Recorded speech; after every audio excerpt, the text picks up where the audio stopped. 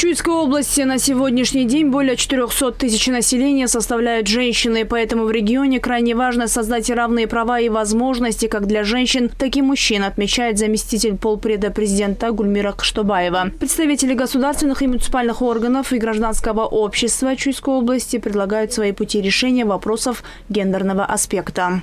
Особая значимость в сегодняшнем обсуждении была отмечена сельским женщинам, которые на сегодняшний день подвергаются насилию, а также нашим женщинам, которые находятся в трудовой миграции, нашим женщинам, которые бизнес-женщинам, которые на местах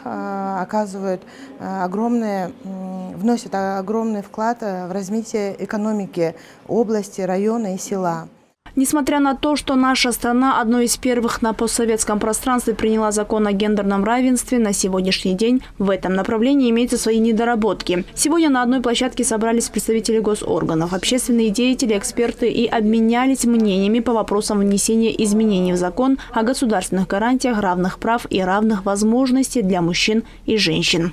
У всех сейчас на слуху многочисленные примеры, кейсы, жестокого обращения с женщинами, с детьми, усиление, особенно после пандемии COVID-19, домашнего насилия. И эта проблема стала официально признаваться.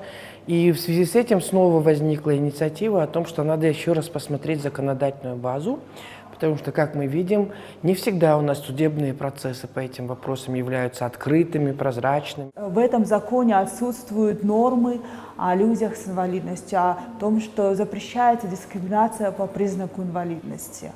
Отсутствуют нормы по специальным нормам по защите девочек и женщин с инвалидностью. Такого рода мероприятия прошли по всему Кыргызстану. Участники каждого региона озвучивают свои предложения. Например, в Нарыне и Сыкуле затронули тему большой разницы в заработной плате мужчин и женщин. В Таласской области участники предложили ужесточить меры в отношении лиц, совершающих семейное насилие. По словам нардепа Камилы Талиевой, в стране нет ни одной женщины, например, на посту главы области, хотя женщин-лидеров в Кыргызстане немало.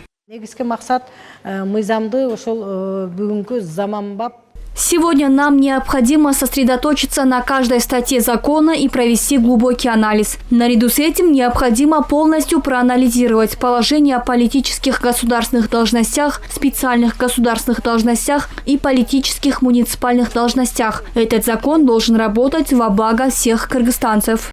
Отметим, консультации проводятся в Министерством труда, социального обеспечения и миграции, Советом по правам женщин, детей и гендерного равенства при Турагадюрку Кенеша и проектом «Инком. Содействие развитию справедливого и инклюзивного общества в Кыргызстане», реализуемый при поддержке Европейского Союза. Рахат Батырбекова, Руслан Бароненко, ЛТР Бишкек.